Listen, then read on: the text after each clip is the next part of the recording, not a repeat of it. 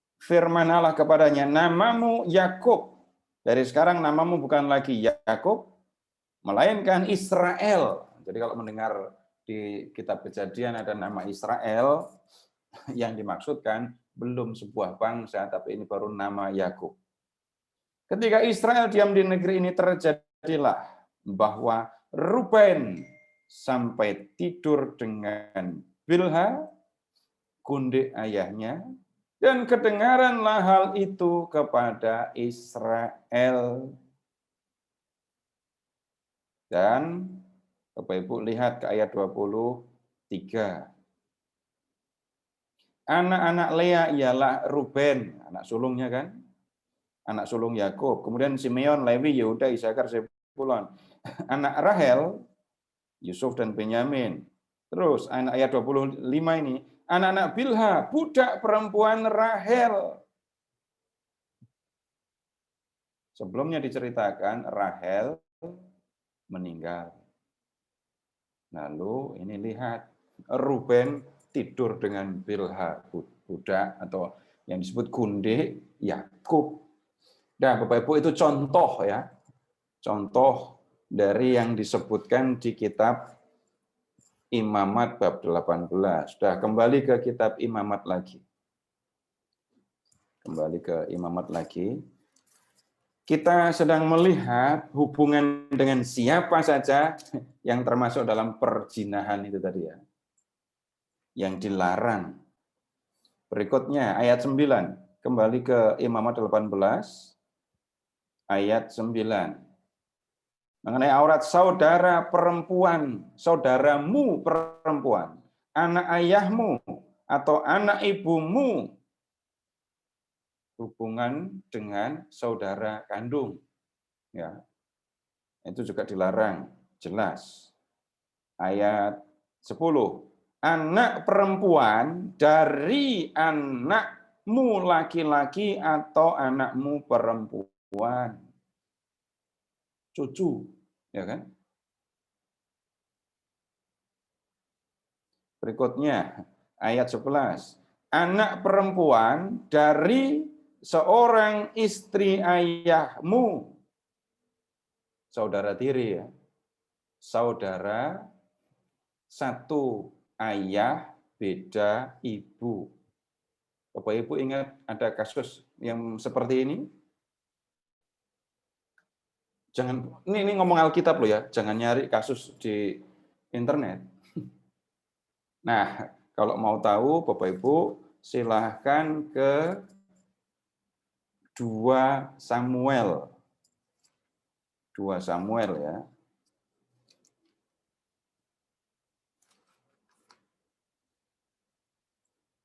Bab 13.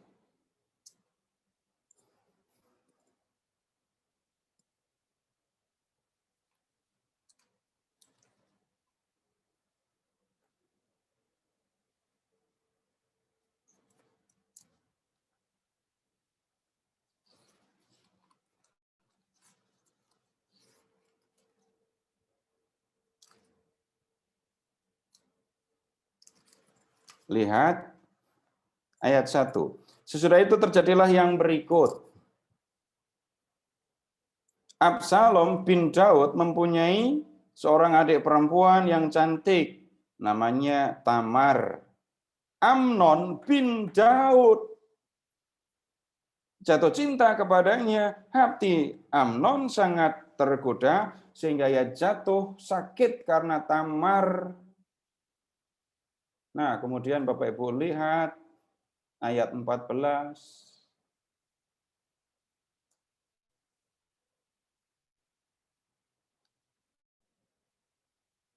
Dan apa yang kemudian terjadi? Absalom kakaknya, kakak dari Tamar, enggak terima. Absalom kemudian membunuh Amnon.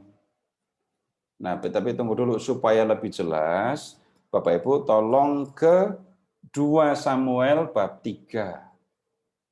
Saya bicaranya pelan-pelan, semoga membuka Alkitabnya ini sampai nemu beneran ya. 2 Samuel bab 3. Dari ayat 2. Di Hebron lahirlah bagi Daud anak-anak lelaki. Anak sulungnya ialah Amnon dari Ahinoam. Anaknya yang kedua ialah Kileab dari Abigail. Yang ketiga ialah Absalom, anak dari Maaka.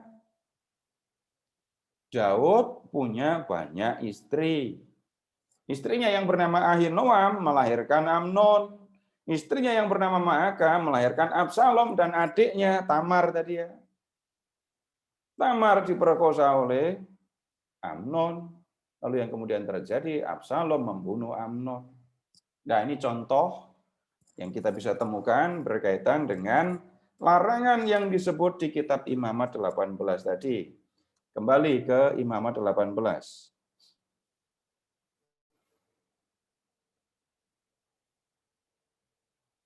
Berikutnya ayat 12. Jangan kau singkapkan aurat, saudara perempuan ayahmu, tante. Jangan kemudian saudara perempuan ibumu, tante juga.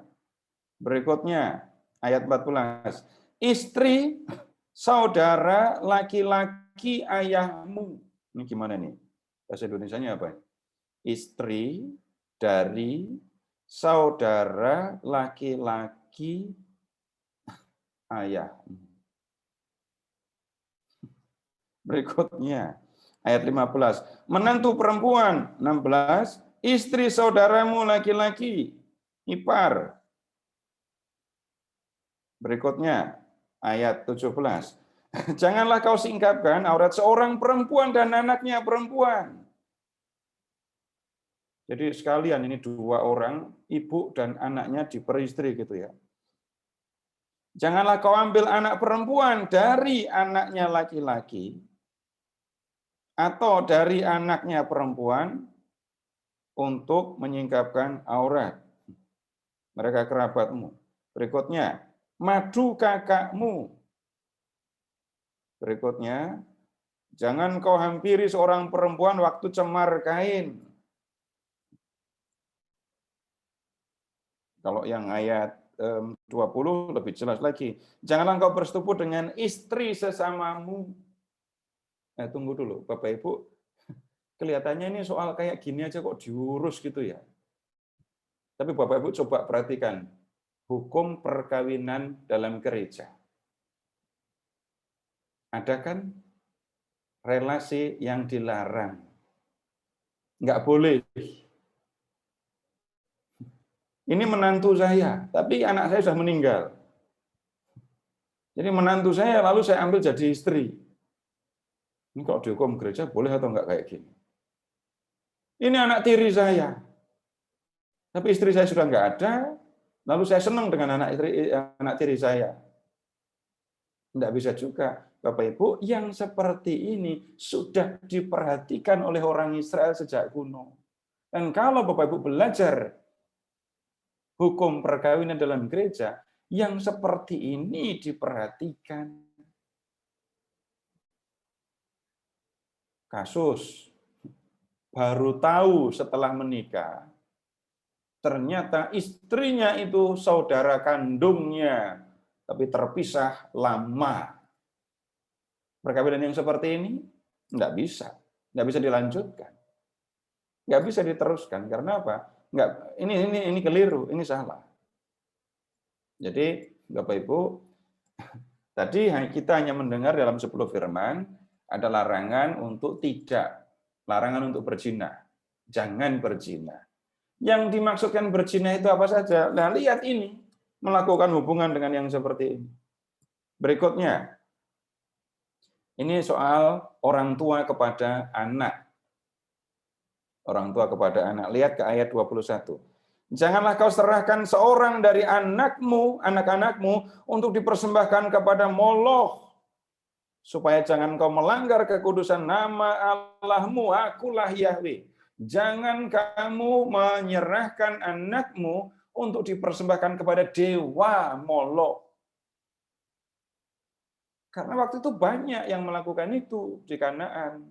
Siapa Moloch? Dewa api. Kalau mau mempersembahkan anak-anak, kan ada patung Dewa Moloch besar sekali, anak dimasukkan ke dalam mulut patung dewa, masuk ke dalam perutnya, dan di perutnya itu ada pembakaran, ada perapian. Nah, orang tua jelas mengasihi anak antara lain dengan tidak mempersembahkan anaknya kepada dewa-dewi ini. Kalau Bapak Ibu membaca kitab Raja-Raja, Bapak Ibu akan menemukan orang-orang yang kayak gini. Contoh yang ya ada raja yang namanya Ahaz, raja mempersembahkan anaknya kepada dewa. Berikutnya ayat 22. Tidur dengan laki-laki seperti bersetubuh dengan perempuan. Hubungan homoseksual sudah muncul di sini. Berikutnya ayat 23, persetubuhan dengan binatang. Nah, Bapak Ibu, kalau memperhatikan hal yang seperti ini, sebenarnya kalau dibandingkan dengan bangsa-bangsa Israel kuno yang sejaman dengan Israel, ya, orang Israel sudah jauh lebih maju dalam hal moral. Nah, sekarang begini untuk contoh ya, walaupun munculnya agak kemudian. Bapak Ibu perhatikan saja, ini yang gampang, yang sering kali saya sampaikan kepada Bapak Ibu. Perhatikan dewa-dewi Yunani. Dewa-dewi Yunani. Dewa tertingginya itu sebenarnya di dunianya, dunia para dewa, sudah punya istri. Tapi giliran melihat perempuan manusia, ya diambil juga. Zeus sampai bisa punya anak yang bernama Hercules, itu kan ya karena melakukan hubungan dengan perempuan manusia, ya kan? Jadi balik lagi, dibandingkan dengan bangsa-bangsa sekitar, orang Israel untuk urusan moral bisa dikatakan sudah jauh lebih maju. Nah, hal yang mirip dengan ini, Bapak Ibu, silahkan ke bab 20. Bab 20. Masih di kitab Imamat ya, bab 20. Lihat dulu ayat 9. Apabila ada seseorang yang mengutuki ayahnya atau ibunya, pastilah ia dihukum mati. Ia telah mengutuki ayahnya atau ibunya, maka darahnya tertimpa kepadanya. Nah, ini seperti yang disampaikan di kitab Keluaran bab 21 ayat 17 tadi ya. Berikutnya, bila seorang laki-laki berzina dengan istri orang lain, yakni berzina dengan istri sesamanya manusia, pastilah keduanya dihukum mati. Ya, dua-duanya dihukum mati. Berikutnya ayat 11. Bila seorang laki-laki tidur dengan seorang istri ayahnya, kayak Ruben tadi ya, jadi yang melanggar hak ayahnya, pastilah keduanya dihukum mati. Ayat 13. Bila seorang laki-laki tidur dengan laki-laki secara orang bersetubuh dengan perempuan, jadi keduanya melakukan suatu kekejian, pastilah mereka dihukum mati. Yang kedapatan melakukan hubungan homoseksual, hukuman mati. Bila seorang laki-laki mengambil seorang perempuan dan ibunya, itu suatu perbuatan mesum. Ia dan kedua perempuan itu harus dibakar. Berikutnya ayat 15. Yang melakukan hubungan dengan binatang, manusia dan binatangnya harus dibunuh. Nah, begitu. Jadi, Bapak Ibu silakan amati kejahatan atau dosa seksual yang disampaikan di dalam kitab Imamat 18, kemudian bab 20, mendapat perhatian sangat serius, ya. Dan ini menunjukkan kerasnya sikap terhadap itu hubungan yang tidak benar itu tadi. Baik, Bapak Ibu, sampai di sini ada yang perlu disampaikan atau malah ketakutan? Nggak mau nanya tapi jadi takut. Kitab suciku kok isinya kayak gini. Ya, silahkan Pak Narto. Ya Pak, masih Pak. Bapak Ibu ada yang mau bertanya silakan. Mungkin tentang ini ya, keluarga.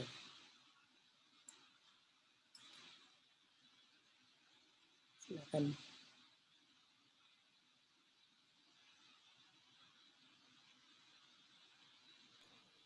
Terus jadi pada mikir apa sekarang?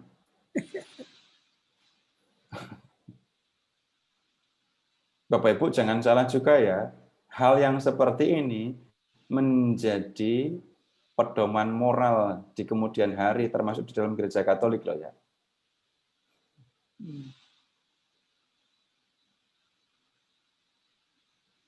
Ini kasus-kasus perkawinan, hubungan yang terlarang, sudah disebutkan di sini. Kemudian homoseksual, hubungan dengan binatang, sudah muncul di sini. Dan itu kemudian tetap terpelihara kan. Walaupun sikapnya, hukuman, terutama dalam hal hukumannya ya, tidak sekeras yang ada di kitab Imamat ini. Pak Seto, di sini tadi tidak pernah disinggung tentang poligami ya Pak ya? Nggak ada ya Pak ya? Maksudnya disinggung bagaimana Pak? Kalau menemukan seorang istri ayahmu, itu kan menyebut poligami sebenarnya. Tapi yang Bapak maksudkan apa? Jadi mengatur tentang poligami gitu Pak? Nah, tunggu dulu Pak ya. Belum ada sedikit nanti. Di kitab Ulangan. Ya. Repotnya poligami. Nanti ada di kitab Ulangan walaupun nggak banyak ya. Dan nanti kita akan masuk ke tema itu. Udah? Yakin nggak ada? Nah, kita lanjut ke kitab Ulangan sekarang. Ulangan bab 21. Langsung nyambung aja dengan yang disampaikan Pak Narto.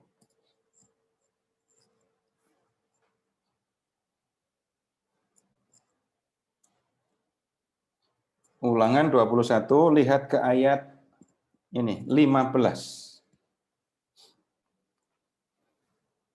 Sebenarnya bukan aturan tentang poligami, tetapi hak kesulungan, dan ini menyangkut tentang poligami ya. Ayat 15. Apabila seseorang mempunyai 2 orang istri, yang seorang dicintai dan yang lain tidak dicintai, dan mereka melahirkan anak-anak lelaki baginya, baik istri yang dicintai maupun istri yang tidak dicintai, dan anak sulung adalah dari istri yang tidak dicintai. Perhatikan kasusnya ya. Seorang punya 2 orang istri, yang satu dicintai, yang lain nggak dicintai. Anak sulung lahir justru dari istri yang tidak dicintai. Kalau mau contoh, balik aja ke Israel atau Yakub tadi. Anak sulung Yakub bukan lahir dari Rahel yang dicintai. Anak sulungnya lahir dari Lea yang tidak dicintainya. Nah, kalau ada kasus kayak gitu, ayat 16. Maka pada waktu ia membagi warisan harta kepunyaannya kepada anak-anaknya itu, tidaklah boleh ia memberikan bagian anak sulung kepada anak dari istri yang dicintai, merugikan anak dari istri yang tidak dicintai yang adalah anak sulung. Jadi, kalau sampai ada kasus seperti itu, jangan sampai hak kesulungan diberikan kepada anak dari istri yang dicintai, tapi bukan anak sulung. Hak kesulungan harus tetap diberikan kepada anak sulung, sekalipun lahir dari istri yang tidak dicintai. Nah, kemudian, tetapi ia harus mengakui anak yang sulung, anak dari istri yang tidak dicintai, dengan memberikan kepadanya 2 bagian dari segala kepunyaannya. Jadi anak sulung harus mendapatkan 2 bagian dari warisannya, anak-anak yang lain cuma dapat 1 bagian. Dalam hal ini Bapak Ibu silahkan mengingat kisah Esau dan Yakub.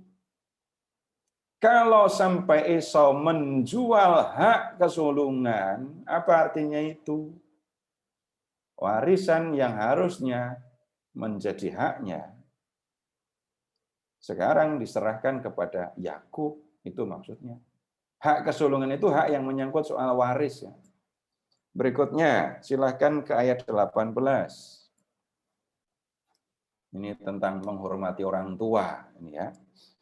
Apabila seseorang mempunyai anak laki-laki yang degil dan membangkang, yang tidak mau mendengarkan perkataan ayahnya dan ibunya, dan walaupun mereka menghajar dia, tidak juga ia mendengarkan mereka, maka haruslah ayahnya dan ibunya memegang dia dan membawa dia keluar kepada para tua-tua di kotanya di pintu gerbang tempat kediamannya. Perhatikan, orang tua punya anak, degil, membangkang, tidak mau mendengarkan perkataan ayah ibunya. Kemudian, pakai cara keras, juga tidak mau mendengarkan. Apa yang harus dilakukan orang tua? Bawa anak ini kepada para sesepuh, para pemimpin kota. Dan kemudian lihat, ayat 20. Dan harus berkata kepada para tua-tua kotanya, anak kami ini degil dan membangkang, ia tidak mau mendengarkan perkataan kami. Ia seorang pelahap dan peminum. Sudah dilaporkan ke para tua-tua di kota. Setelah laporan selesai, lihat. Maka haruslah semua orang sekotanya melempari anak itu dengan batu sehingga mati. Nah, Bapak Ibu, ini contoh menghormati orang tua, ya. Kasus tidak menghormati orang tua sebenarnya ya. Ketika orang tuanya belum lanjut usia. Anaknya belum cukup dewasa. Karena apa? Perhatikan Bapak Ibu. Ayah dan Ibu harus memegangi anak itu. Nggak mungkin dong kalau Bapak Ibunya udah lanjut usia suruh megangi anaknya. Nah, berikutnya. Silahkan sekarang ke bab 23.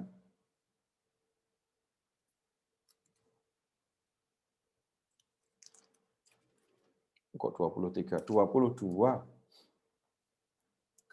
Ulangan ya, 22. Mulai dari ayat 13.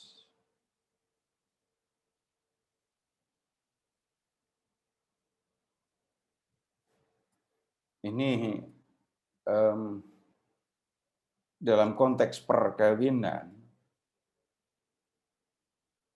status atau keberadaan perempuan sangat mendapat perhatian. Bapak Ibu nanti silahkan baca sendiri saja ya. Saya cuma mau ngajak Bapak Ibu untuk melihat ke ayat 23.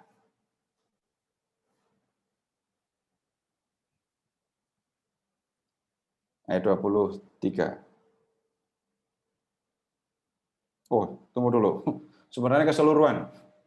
Jadi maksudnya begini, Bapak Ibu, kalau seorang perempuan kawin dengan seorang laki-laki, ternyata perempuan itu sudah tidak perawan, maka si perempuan yang harus menanggung konsekuensi. ayat 20 dan 21. Jika tuduhan itu benar dan tidak didapati tanda-tanda keperawanan pada si gadis, maka haruslah si gadis dibawa keluar ke depan pintu rumah ayahnya, dan orang-orang sekotanya haruslah melempari dia dengan batu sehingga mati.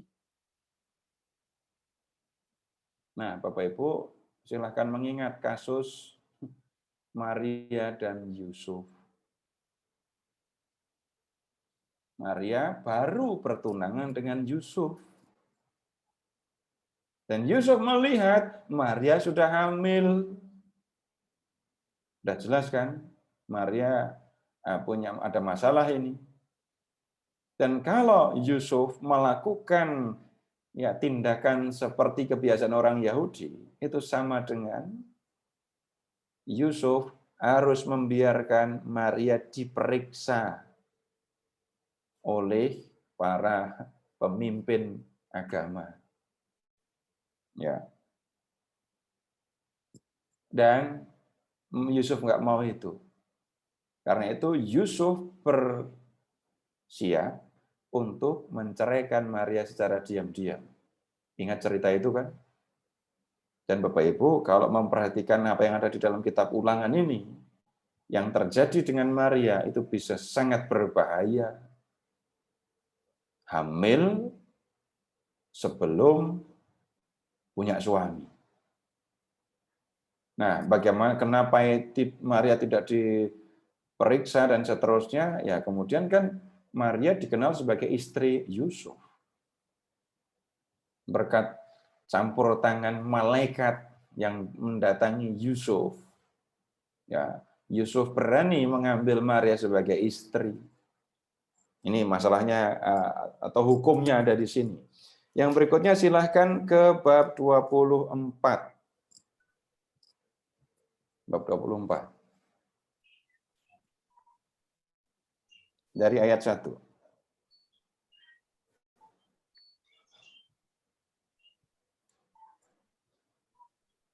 Apabila seseorang mengambil seorang perempuan dan menjadi suaminya, dan jika kemudian ia tidak menyukai lagi perempuan itu, sebab didapatinya yang tidak senonoh padanya, lalu ia menulis surat cerai dan menyerahkannya ke tangan perempuan itu, sesudah itu menyuruh dia pergi dari rumahnya, dan jika perempuan itu keluar dari rumahnya dan pergi dari sana, lalu menjadi istri orang lain, dan jika laki-laki yang kemudian ini tidak cinta lagi kepadanya, lalu menulis surat cerai dan menyerahkannya ke tangan perempuan itu, serta menyuruh dia pergi dari rumahnya, atau jika laki-laki yang kemudian mengambil dia menjadi istrinya itu mati, maka suaminya yang pertama yang telah menyuruh dia pergi tidak boleh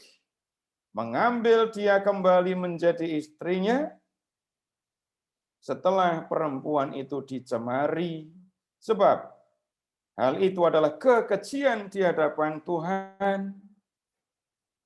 Ini hukum tentang perceraian. Ini Bapak Ibu, cara menceraikan istri itu dulu gampang sekali ya. Seorang suami menemukan istrinya berlaku tidak senonoh. Tidak senonoh itu apa? Yang menilai tidak senonoh atau senonoh itu siapa? Ya, laki-laki, suaminya kan. Jadi kalau laki-laki menemukan suaminya, menemukan istrinya tidak senonoh, nah laki-laki harus ambil keputusan sendiri. Tidak senonoh itu ya bisa jadi urusannya dari yang serius, berlaku serong misalnya, atau sampai ke yang kemudian mendidik anaknya nggak benar, sampai yang sederhana masak gosong.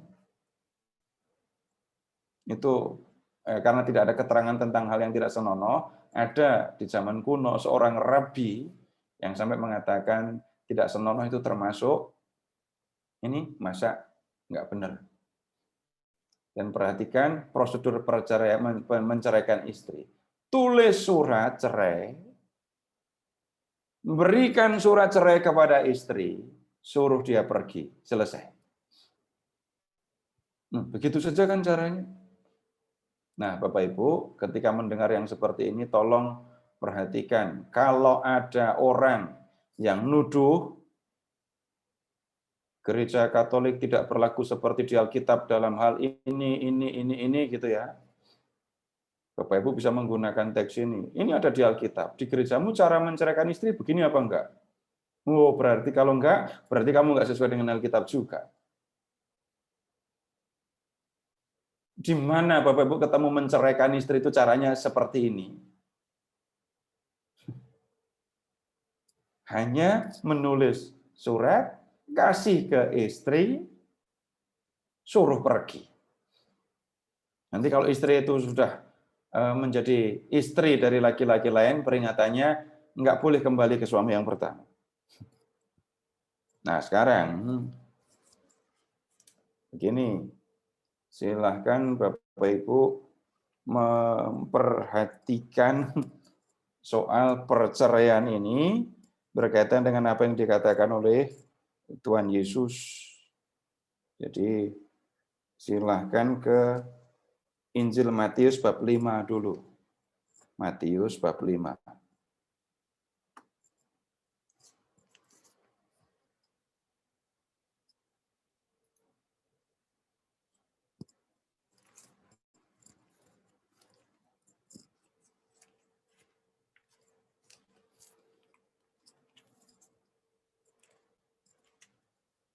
Lihat ke ayat 31.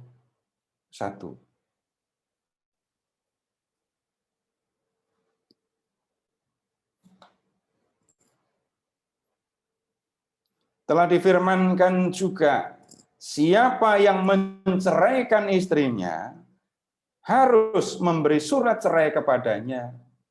Nah, Bapak Ibu ini jelas yang disampaikan ini adalah kitab Ulangan 24 tadi ya.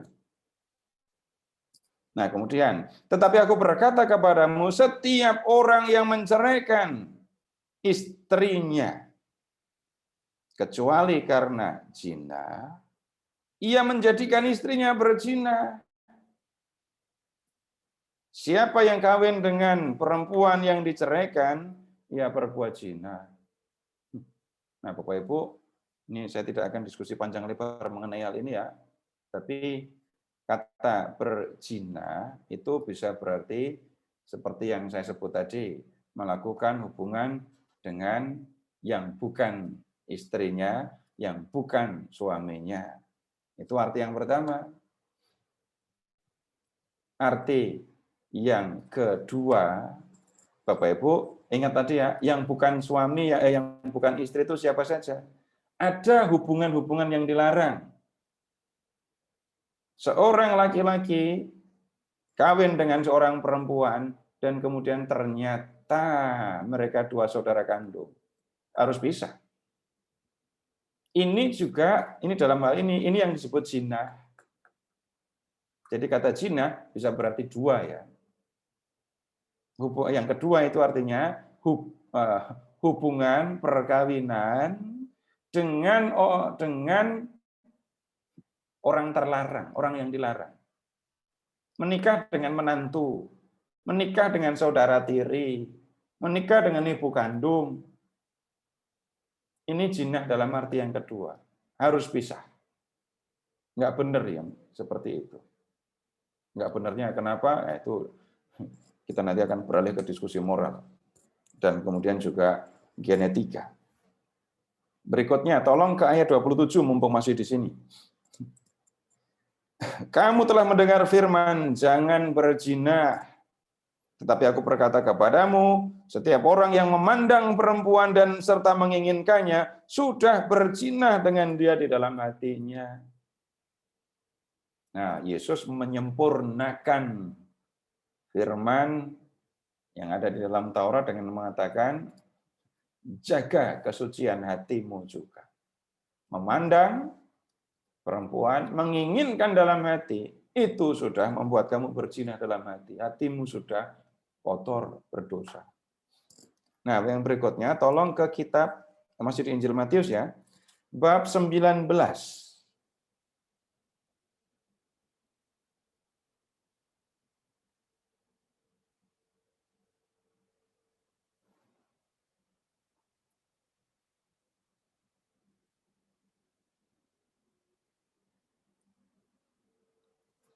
Matius 19, Bapak Ibu lihat ke ayat 3.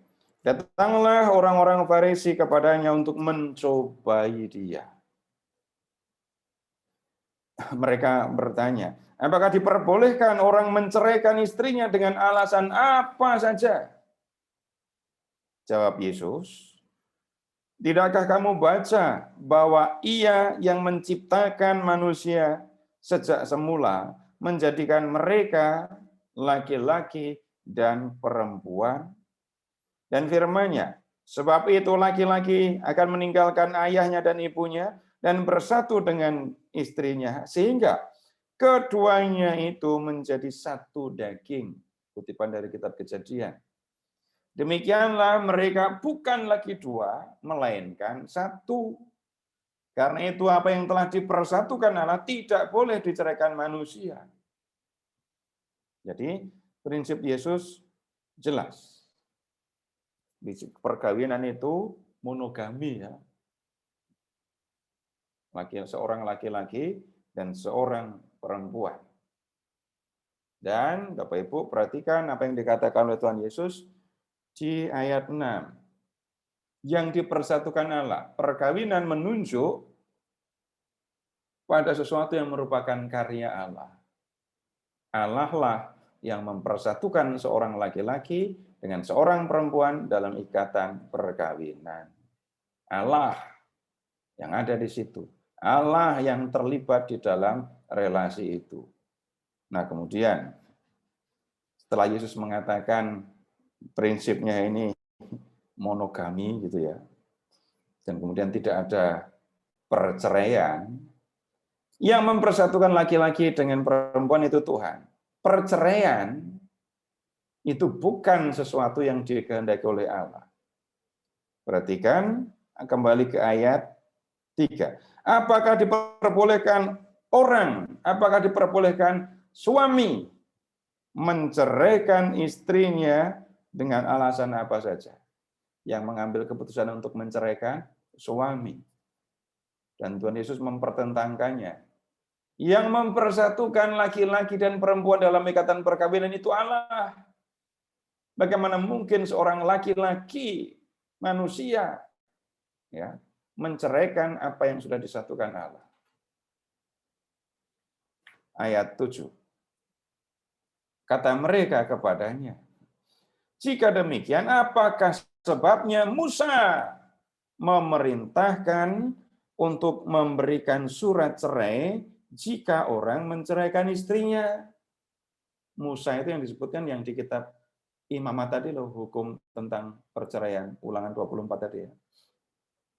Jadi menurut Musa di kitab Ulangan bab 24, boleh orang menceraikan istrinya dan caranya hanyalah dengan memberikan surat cerai.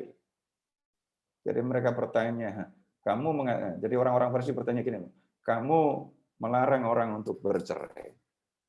Tapi Musa mengizinkan perceraian itu? Ayat 8. Kata Yesus kepada mereka, karena ketegaran hatimu, Musa mengizinkan kamu menceraikan istrinya. Tetapi sejak semula tidaklah demikian. Tetapi aku berkata kepadamu, barang siapa menceraikan istrinya kecuali karena zina. Zina itu yang dalam hal ini yang dimaksudkan hubungan yang terlarang tadi ya. Lalu kawin dengan perempuan lain, ia berbuat zina.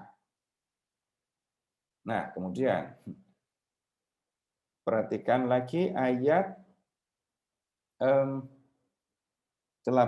Sejak semula tidaklah demikian. Sejak semula itu kapan? Ayat 4. Allah menciptakan manusia laki-laki dan perempuan itu tadi. Nah, sekarang baru kita periksa. Silakan ke kitab Kejadian. Kitab Kejadian bab 2.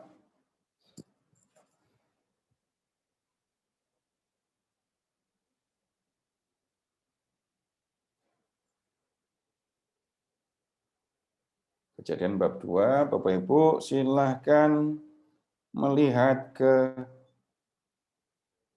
ayat 21. Lalu Tuhan membuat manusia itu tidur nyenyak. Ketika ia tidur, Tuhan Allah mengambil salah satu rusuk daripadanya lalu menutup tempat itu dengan daging. Jadi satu tulang rusuk diambil, kemudian rusuk itu ditutup dengan daging. Jadi setelah manusia itu bangun, wah pasti berat badannya berkurang agak banyak itu. Dan dari rusuk yang diambil Tuhan Allah dari manusia itu, dibangunnyalah seorang perempuan, lalu dibawanya kepada manusia itu. Lalu berkatalah manusia itu, inilah tulang dari tulangku dan daging dari dagingku. Ia akan dinamai perempuan sebab ia diambil dari laki-laki. Ayat 24. Sebab itu seorang laki-laki akan meninggalkan ayahnya dan ibunya dan bersatu dengan istrinya sehingga keduanya menjadi satu daging. Bapak Ibu, dengan memperhatikan teks ini, Bapak Ibu ingat tadi ya, mereka keduanya bukan lagi dua, melainkan satu. Itu kata-kata Tuhan Yesus. Yang disatukan oleh Allah. Tidak boleh diceraikan manusia. Yesus juga menegaskan perkawinan antara satu laki-laki dan satu perempuan itu yang dikehendaki oleh Allah. Jadi Bapak Ibu, begini, kalau mengamati perjanjian lama, memang kita ketemu dengan banyak kasus poligami ya. Tetapi poligami rupanya dilakukan di kalangan yang sangat terbatas. Kalau mulai dari perjanjian lama, Abraham punya 3 istri. Ishak cuma 1 istri, Ribka. Yakub punya 2 plus 2. Kemudian setelah Yakub, Musa, ini tidak ada. Baru kemudian Bapak Ibu ketemu dengan ini ayah dari Samuel. Ayah Samuel. Namanya Elkana. Dia punya 2 orang istri, namanya Hana dan Penina. Berikutnya lagi, Bapak Ibu ketemu dengan Daud. Tadi sudah kita lihat kan. Dan yang paling hebat dalam hal ini, itu adalah Salomo, 700 plus 300. Jadi istrinya 700, gundiknya 300. Itu kalau mereka arisan, lama sekali pasti dapatnya nih. Itu lama sekali. Sehari arisan, tiap hari arisan, baru dapat giliran setelah 1000 hari. Nah, kemudian begini, berulang akan ditunjukkan dalam cerita-cerita itu konsekuensi dari poligami.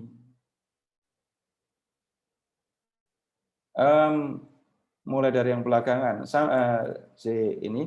Salomo. Poligami yang dilakukannya menarik Salomo dari Tuhan dan menyeret dia ke dalam penyembahan berhala. Kemudian poligami Daud, masalah juga. Perhatikan, Daud itu jagoan kalau perang, ngurus pasukan. Tapi ngurus keluarganya berat ternyata buat Daud. Ingat tadi, Amnon memperkosa Tamar. Satu ayah, beda ibu. Kemudian Absalom, kakak atau abang Tamar, membunuh Amnon. Apa yang dilakukan Daud? Enggak ada, biasa aja. memang agak jengkel sama Absalom, tapi nanti di kemudian hari Absalom memang marah dan kemudian melakukan pemberontakan. Tapi pada prinsipnya jadinya Bapak Ibu tidak akan menemukan di Perjanjian Lama Tuhan memerintahkan orang untuk melakukan poligami. Ya. Nah, kemudian pada prinsipnya yang diajarkan itu adalah perkawinan itu monogami, dan yang menjadi jauh lebih penting adalah keterlibatan Allah di dalam perkawinan itu. Berikutnya, keulangan lagi sekarang bab 25. Ulangan bab 25. Dari ayat 5.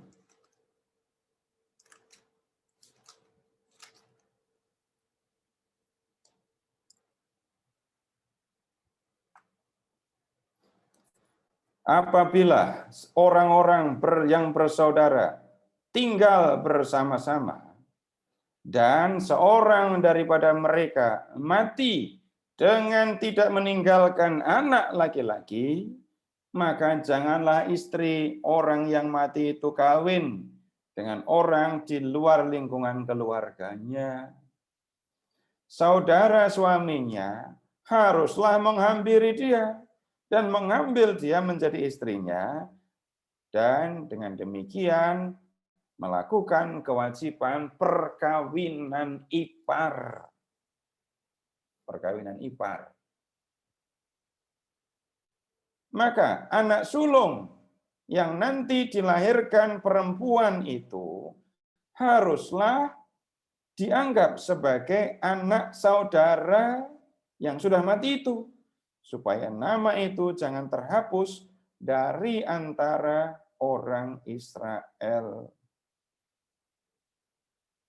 Ini perkawinan ipar. Kalau ada saudara ipar yang menolak, ayat 7. Tetapi jika orang itu tidak suka mengambil istri saudaranya, maka haruslah istri saudaranya itu pergi ke pintu gerbang, menghadap para tua-tua serta berkata, iparku menolak menegakkan nama saudaranya di antara orang Israel. Ia tidak mau melakukan kewajiban perkawinan ipar dengan aku. Kemudian para tua-tua kotanya haruslah memanggil orang itu dan berbicara dengan dia. Jika ia tetap berpendirian dengan mengatakan, aku tidak suka mengambil dia sebagai istri, maka haruslah istri saudaranya itu datang kepadanya di hadapan para tua-tua, menanggalkan kasut orang itu dari kakinya, meludahi mukanya sambil menyatakan, beginilah harus dilakukan kepada orang yang tidak mau membangun keturunan saudaranya. Dan di antara orang Israel namanya haruslah disebut kaum yang kasutnya ditanggalkan orang. Tapi yang detailnya Bapak Ibu nggak usah diperhatikan, nanti Bapak Ibu bisa membaca di kitab Rut. Tentang kasut ini juga ada di kitab Rut. Jadi perkawinan ipar. Kalau ada suami dan istri, ya, suaminya meninggal tanpa meninggalkan anak, maka saudara suami harus mengawini, ya, istri almarhum ini. Dan kemudian anak sulung dari istri almarhum yang sudah menikah, sudah menjadi istri dari saudaranya, anak sulungnya akan dianggap sebagai anak almarhum. Dan Bapak Ibu silahkan mengingat di dalam perjanjian baru ketika Yesus diskusi tentang kebangkitan dengan orang-orang Saduki adalah 7 orang laki-laki bersaudara yang sulung yang pertama kawin dengan seorang perempuan lalu mati tanpa meninggalkan anak. Adiknya kawin dengan perempuan itu, tidak meninggalkan anak juga, sampai yang ke-7. Lalu orang Saduki bertanya, pada hari kebangkitan, siapakah yang akan menjadi suami dari perempuan itu? Nah, Bapak Ibu, orang-orang Saduki mengambil peraturan dari Ulangan bab 25 ini. Dan begini Bapak Ibu, Nanti Bapak Ibu bisa baca contoh orang yang menolak perkawinan ipar. Itu Bapak Ibu bisa baca di kitab Kejadian bab 38. Ini ada satu orang perempuan yang namanya juga Tamar. Adik Absalom namanya Tamar.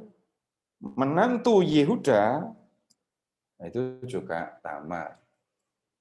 Baik Bapak Ibu, sampai di sini dulu. Apakah ada yang perlu disampaikan?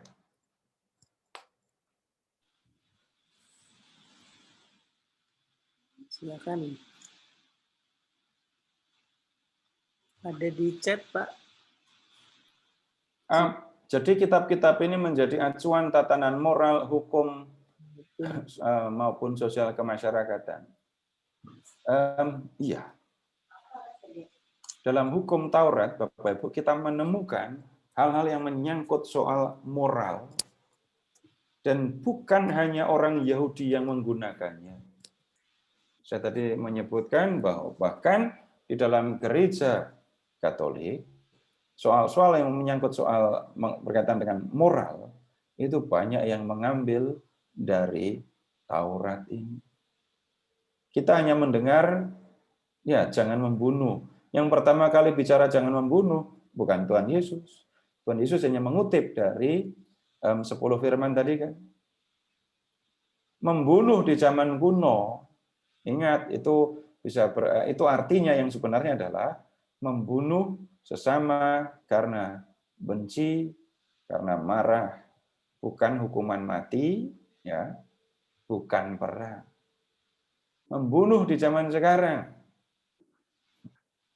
ada eutanasia, ada aborsi. Memang di dalam Taurat kita tidak menemukan aborsi, tidak menemukan eutanasia, tapi ketemu prinsip yang jelas, menghargai hidup manusia, jangan membunuh. Itu contohnya. Begitu, Pak. Ya. Ada yang lain, Bapak Ibu sekalian, silakan.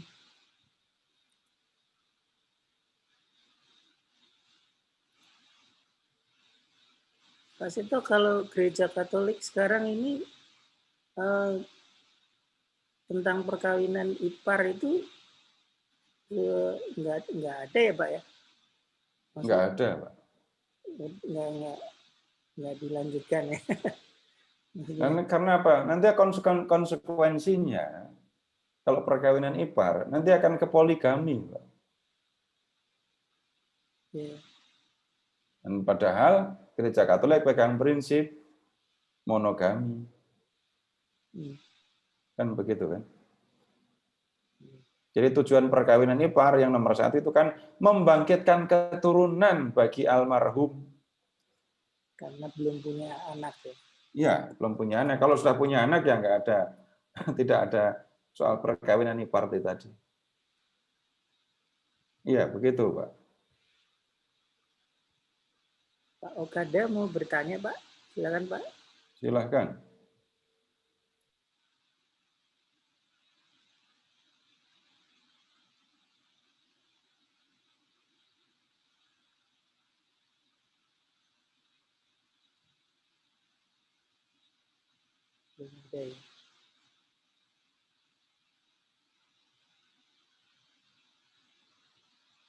Belum ada lagi nih, Pak. Nggak ada lagi? Baik, kalau nggak ada ya saya bicara terus. Halo. Oh iya, silakan. Enggak. Ya. Berapa minggu lalu kami belajar halal dan haram, apa yang boleh makan, tidak boleh makan. Seperti ya intinya memang apa yang boleh makan seperti kambing, domba, lembu. Selain itu ada yang boleh makan atau tidak banyak. Seperti unta tidak boleh makan. Terus babi tidak boleh makan. Kuda tidak boleh makan. Ya, memang kuda itu tidak ada di tulisan dalam Imamat 11 tidak ada. Tapi memang peraturannya tidak boleh makan. Secara common sense saya sendiri dipikir apa yang boleh makan seperti kambing domba itu tuh memang biaknya kan cepat sekali, tidak terlalu susah seperti seperti unta atau kuda. Mungkin pada saat itu unta atau kuda atau memang sangat binatang yang sangat berguna untuk di perang atau untuk transportasi atau maksudnya sangat berharga. Nah, jadi kalau makan kan apa yang makan itu kan tidak sayang sekali, sangat sayang, terlalu mahal, terlalu berharga daripada kambing sama domba. Kalau kambing domba memang setahun berapa kali mereka pernak, jandang sekali pernak juga kadang-kadang 2, seperti begitu, lebih mudah didapat. Nah seperti kuda, kalau babi, masalah babi memang sampai sekarang juga memang itu kan daging tuh sangat cepat rusak dan racun parasit juga sangat berbahaya bagi orang kalau tidak benar makannya. Nah, maksudnya apa karena ada unsur daripada seperti ilmiah seperti itu, alasan seperti itu. Dan yang hari ini pun misalnya perkawinan, ya memang secara normal yang sekarang atau mungkin bukan sekarang saja, pada waktu itu saja, misalnya hubungan daripada selain daripada suami istri, memang resiko tinggi penyakit atau memang hubungan dengan saudara sendiri, ya memang itu sangat bahaya karena darah yang terdekat kan menimbulkan anak bisa dapat anak yang cacat, bisa presentasi cukup besar sekali. Itu kan sangat ilmiah, bukan hanya molar seperti molar saja. Apakah ada latar belakang seperti itu? Memang itu tidak ada tulisan di dalam kitab suci. Itu pertanyaan saya, Pak.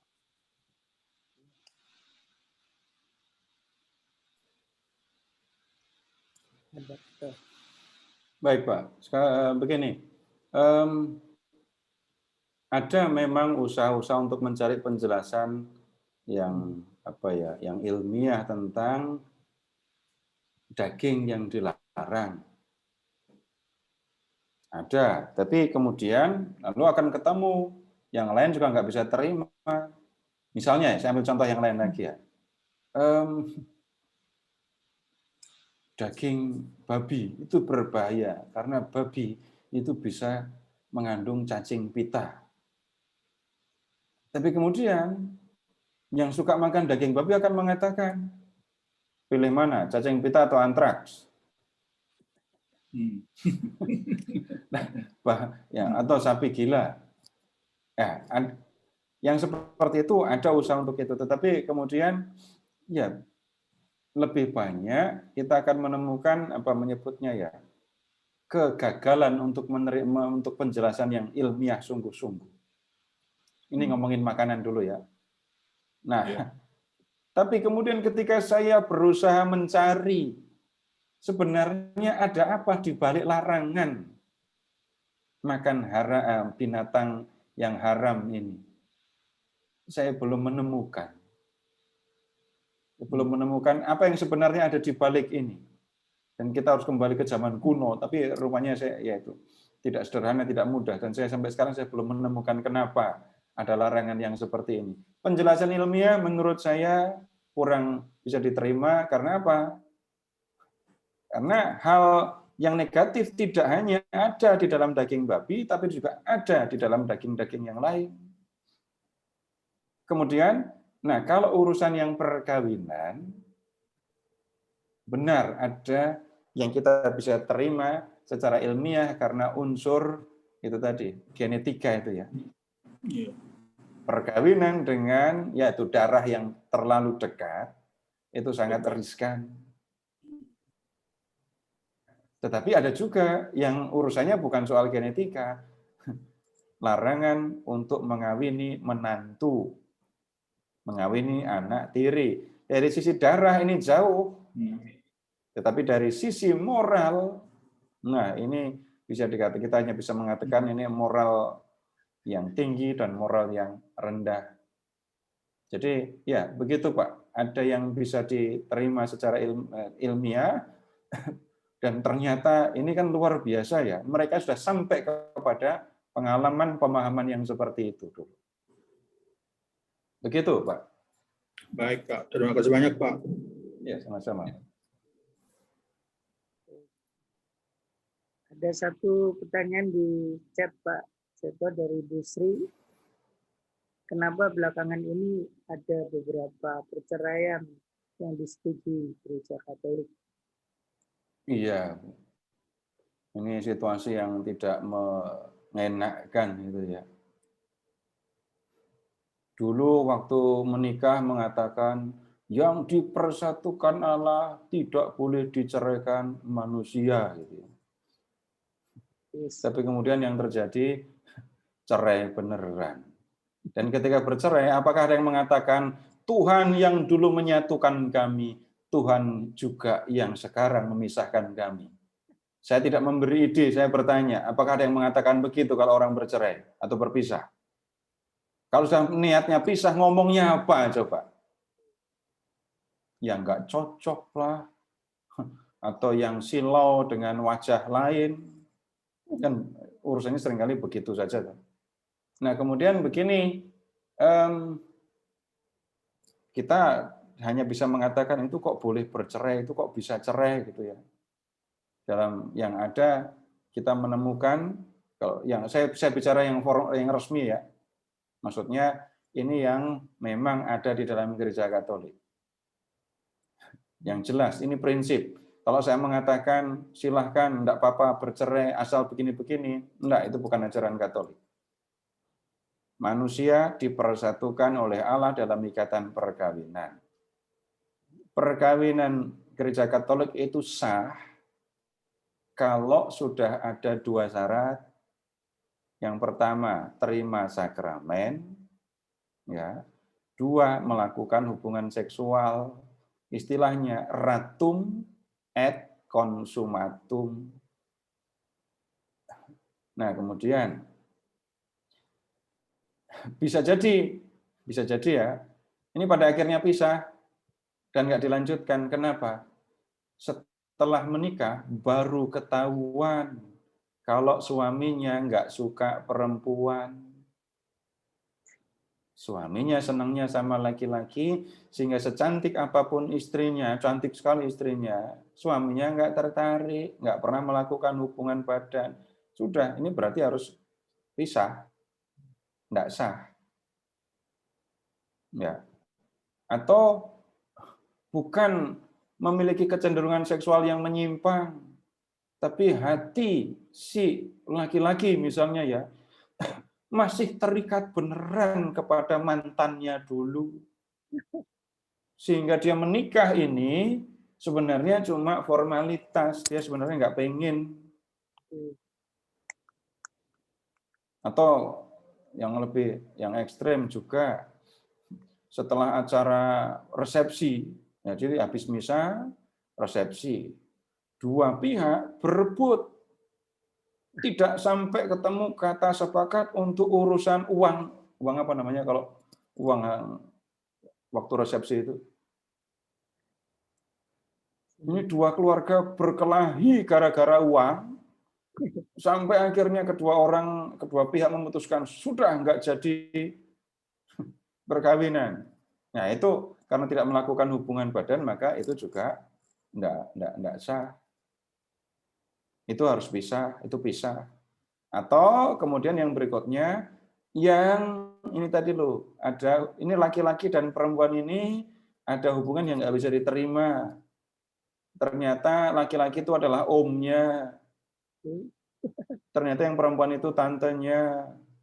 Ternyata itu saudara kandungnya. Itu bisa berpisah. Tapi saya yang selanjutnya kalau sudah berbicara ini karena KDRT dan seterusnya, nah itu harus bicaranya lebih detail lagi. Ya, begitu, Pak. Ya. Boleh saya tambahin dikit, Pak Seto? Oh, silakan. Kebetulan saya tahu sedikit mengenai anulasi. Ya, silakan, Bu. Jadi Ya. buat Ibu yang bertanya, Bu Sri, tidak ada perceraian di Gereja Katolik, yang ada adalah pembatalan atau disebut juga anulasi. Nah, anulasi ini ada romo-romo yang menjadi hakim tribunal, dan tidak semudah yang seperti kalau syarat-syarat yang seperti tadi Pak Seto sudah jelaskan, itu betul sekali. Itu bahkan sudah diajarkan pada saat persiapan pernikahan, itu pasti diajarkan pada calon-calon pasangan suami istri. Tapi kalau di luar hal itu, misalnya seorang perempuan bercerai dengan suaminya, kemudian suaminya menikah lagi dengan orang lain dan pindah agama, nah itu biasanya masih bisa diberikan anulasi. Itu contoh aja, contoh yang pernah saya dapatkan waktu itu. Tapi sebenarnya anulasi itu diberikan, kalau menurut Romo Andang, anulasi itu diberikan kepada orang yang memang mau menikah lagi. Tapi kalau seorang istri yang bercerai atau suami yang bercerai dan tidak mau menikah lagi, biasanya nggak dianjurin untuk anulasi. Gitu. Dan proses anulasi itu bisa lama. Ada teman saya yang 6 tahun baru dapat anulasi. Jadi memang tidak semudah itu proses perceraian, proses pembatalan pernikahan. Itu Pak Seto nambahin sedikit karena kebetulan punya pengalaman. Terima kasih Bu Clara. Iya, terima kasih. Ini Ada yang pertanyaan lagi Pak. apakah zaman dulu sudah ada perkawinan sejenis sehingga dilarang di dalam kitab imamat? Kalau perkawinan memang kita belum menemukan ini ya. Tetapi hubungan sejenis, itu sudah ada. Bapak Ibu bisa mengingat Sodom dan Gomora. Ya, itu contoh yang paling jelas, paling gampang ya. Jadi itu sudah ada, ya sudah. Tapi kalau soal perkawinan, nah kita tidak menemukan, saya belum menemukan. Tapi hubungan yang seperti itu, laki-laki dengan laki-laki, itu dilarang, ya, atau ada praktek dan kemudian dikatakan hubungan yang seperti itu dilarang, jelas kita menemukan di perjanjian lama ada, di perjanjian baru juga sudah ada. Begitu Bapak dan Ibu. Sekali lagi yang kita pelajari ini itu adalah bagaimana orang di zaman dahulu menurut hukum Taurat mengasihi keluarganya. Nah, ketika kita berbicara tentang mengasihi keluarga sekarang, Bapak Ibu silahkan memperhatikan inspirasi apa yang bisa diambil dari hukum-hukum, dari apa yang diajarkan oleh Taurat ini. Tapi bukan hanya Taurat yang ngajari tentang mengasihi keluarga. Nanti kalau kita berbicara tentang kitab hikmat, ya, kitab-kitab hikmat, kita akan menemukan banyak tentang mendidik anak, tentang relasi suami dan istri, tapi itu nanti di kesempatan lain kita hanya fokus di Taurat. Begitu Bapak Ibu untuk malam hari ini. Terima kasih dan selamat malam. Baik, terima kasih banyak Pak Seto. Malam hari ini kita belajar banyak rambu-rambu dari perkawinan ya. Sampai pada saat ini kita Gereja Katolik satu kesimpulan tidak ada perceraian. Ya. Baik, Bapak Ibu sekalian, masih ada 2 sesi ke depan. Ikuti terus tiap hari Selasa. Ini kenapa hilang suaranya ya? Kita tutup dengan doa. Bu Clara, silakan Bu.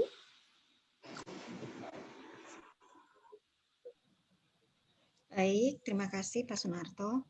Mari Bapak Ibu kita tutup pengajaran malam ini dengan berdoa. Demi nama Bapa dan Putra dan Roh Kudus. Amin. Terima kasih Bapa atas pengajaran hari ini.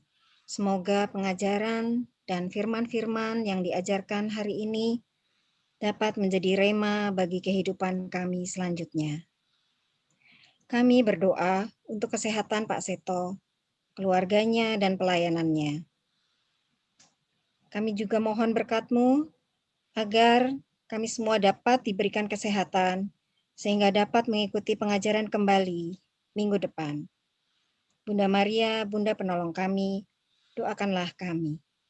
Salam Maria, penuh rahmat, Tuhan sertamu. Terpujilah engkau di antara wanita, dan terpujilah buah tubuhmu, Yesus. Santa Maria, Bunda Allah, doakanlah kami yang berdosa ini, sekarang dan waktu kami mati. Amin. Demi nama Bapa dan Putra dan Roh Kudus. Amin. Terima kasih Bu Clara. Terima kasih Terima Pak kasih Bu Clara.